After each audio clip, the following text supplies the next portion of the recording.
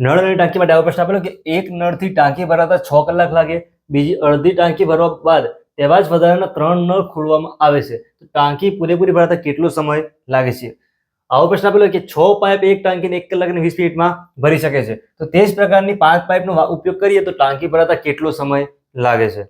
અથવા આવો પ્રશ્ન આપેલો કે પાઇપ એ અને પાઇપ બી ને એક ટાંકી ભરતા અનુક્રમે સમય આપેલો હોય, બંનેની સાથે ચાલુ કરવાની હોય, ટાંકી ભરાતા કેટલો સમય લાગે? પછી આવો પ્રશ્ન આપેલો હોય, બે નળથી એક ટાંકી ભરાતા અનુક્રમે 10 અને 8 કલાક લાગે છે, ત્રીજા નળ દ્વારા ટાંકી ખાલી થતા 15 કલાક લાગે છે, તો આ તમામ એટલે કે ત્રણેય નળ એક સાથે આપણે ચાલુ કરીએ તો ટાંકી ભરાતા કેટલો સમય લાગે? નમસ્તે મિત્રો, સ્વાગત છે તમારું યુટ્યુબ ચેનલ આઇકોનિક ફંડામેન્ટલમાં. આજે આપણે નળ અને ટાંકીના જે પેલા પ્રશ્નો છે એની સમજ એકદમ સહજ રીતે મેળવીએ. ક્વેશ્ચન 1 છે, જો બે નળથી એક ટાંકીને શું કરવાનું? ભરવાની છે, તો 10 કલાક અને 8 કલાક. જો બે નળ છે, આપણે નામ આપી દઈએ A B. પહેલા ભરવાનું છે તો અનુક્રમે કીધું છે, પહેલા માટે 10, અહીંયા પેલું છે 10, એકમ કયું છે? કલાકનો. બીજા માટે છે 8 કલાકનો. હવે ત્રીજા નળ દ્વારા ટાંકી છે ખાલી થતા 15 કલાક લાગે છે, અને સી નામ આપી દઈએ 15. આપણે જો એકમ કયો છે? બધામાં કલાક છે. આ શું કરે છે? ખાલી કરે છે. આ બંને શું કરે છે? ભરે છે. જો આ બંને સરખા છે, તો આ તમામ નળ એક સાથે ચાલુ કરીએ તો ટાંકી ભરાતા કેટલો સમય લાગે છે? તો કરવાનું શું? આવી રીતે બનાવી દેવાનું. આ ત્રણેયનો લઈ લેવાનું લસા. જો 10, 8, 15 છે, 15 ગુણ્યા 8, બે સંખ્યાનું મલ્ટીપ્લાય કરો, 15, 8, 120 થાય. એ સંખ્યાને આપણે 10 થી ભાગી શકીએ છીએ, તો લસા કેટલો થઈ જવાનું છે? 120. 10 નો કેટલો જોડે મલ્ટીપ્લાય કર્યો તો 120 થાય છે, તો 12 જોડે 8 છે, 15, 8, 120 કીધા હતા આપણે, અહીંયા આવશે 15, અહીંયા જો ફરીથી નીચે આવી જશે 8. જો આ ખાલી કરે છે તો આનો જે આવ્યો એ શું કરવાનું? માઇનસ લઈ લેવાનું.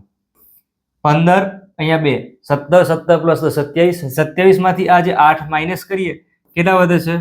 19 વધે છે. આ 19 છે, તો આ જે આપણે લસા લીધું છે 120, આ રીતે લખી દો 120 ના છેદમાં 19, એટલે ભાગાકાર કરવાનો છે. જો 120 છે ને આપણે 19 થી ભાગી શકીએ નહીં, જવાબ કેવો આવશે? અપૂર્ણાંકમાં જ આવશે. આવી રીતે કરીએ આપણે 120 ભાગ્યા 19, તો 19 ગુણ્યા 6, 114, 6 બાકી રહેશે. કરવાનું શું? જે છેદમાં 19 આપેલા છે એને છેદમાં લખી દો. જવાબ જે આવ્યો છે એને લખવાનો ડાબી બાજુ, જે શેષ વધે છે એને ક્યાં લખવાની છે? અંશમાં. જવાબ પૂર્ણાંક 6 ના છેદમાં 19 શું આવશે? કલાક. મતલબ કે આ જો ત્રણેય નળ આવી રીતે આપેલા હોય, એક સાથે કરીએ તો ટાંકી ભરાતા કેટલો સમય લાગે છે? 6.6 ના છેદમાં 19 કલાક લાગે છે. આગળ જોઈએ, પાઇપ એ અને પાઇપ બી એક ટાંકી ભરતા અનુક્રમે 20 મિનિટ અને 30 મિનિટ લાગે છે. તો બે પાઇપના નામે આપેલા છે અહીંયા, એ અને બી. અનુક્રમે કીધું હોય તો પહેલા માટે એ માટે શું આવશે? 20 મિનિટ. બીજા માટે શું આવશે? તો 30 મિનિટ. હવે જો બંને પાઇપ સાથે વાપરવામાં આવે તો ટાંકી ભરાતા કેટલો સમય લાગે છે? જો આગળ 3 પાઇપ આપેલી હતી, અહીંયા 2 જ છે, સેમ. 20 અને 30 નો લસા લઈ લઈએ, કેટલું મળે છે? 60 મળે છે. તો 20 ગુણ્યા 3 કરીએ, જો આપણે આવી રીતે 20 ગુણ્યા 3 60 થાય, એ લખી દો 3. 30 છે, 30 ગુણ્યા 2 કરીએ તો 60 થઈ જાય. આ બંનેનું શું કરવાનું છે? બંને ભરે છે તો કરવાનો પ્લસ. 3 પ્લસ 2 એટલે કે 5. આ 60 લસા લીધો છે, 60 ના છેદમાં મૂકી દો 5. જો 60 ભાગ્યા 5 એટલે કે 12 પંચા 60 થઈ જાય, શું આવશે? 12.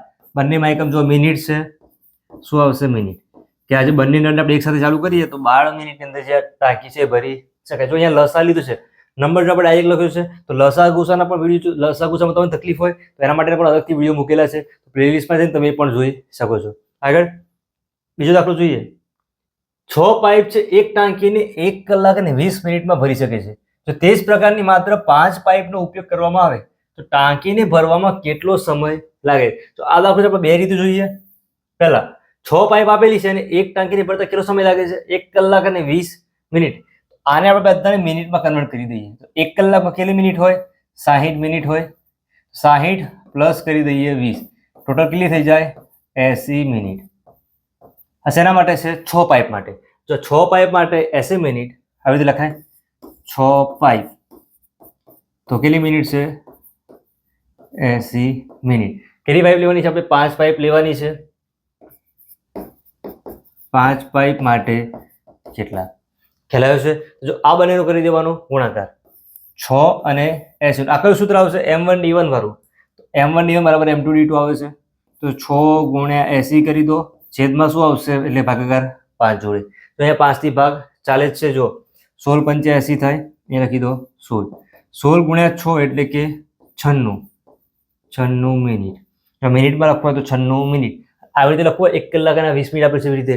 આમાં શું કરવાનું? 60 માઇનસ કરી દો. 60 માઇનસ કરી કેટલા વધે છે? જો 36 વધે છે. તો આવું કહેવાય કે 1 કલાક અને 36 મિનિટ. ખ્યાલ આવ્યો છે? જો આ શું કર્યું? કયું સૂત્ર કહેવાય? તો M1D1 બરાબર M2D2. આ સમજવા માટે આપણે લખ્યું છે. જવાબ શું આવ્યો? 1 કલાક અને 36 મિનિટ. આને આપણે બીજી રીતે ગણવું હોય 6 પાઇપ માટે કેટલું છે? 1 કલાક અને 20 મિનિટ. ટોટલ પાઇપ કેટલી છે? તો 6 પાઇપ છે. 6 પાઇપ માટે સમય કેટલો છે? તો જો અહીંયા આપણે 80 મિનિટ થાય છે. હવે એક જ જો નળ ચાલુ રાખીએ આપણે, તો એક નળ, તો એનો સમય કેટલો થઈ જશે? તો 80 ગુણ્યા 6. જો આજે 6 માટે 80 છે, તો એક માટે કેટલું થઈ જશે? 80 ગુણ્યા 6 એટલે કે 480 મિનિટ. હવે જો કેટલા નળ યુઝ કરે છે? 5 યુઝ કરે છે.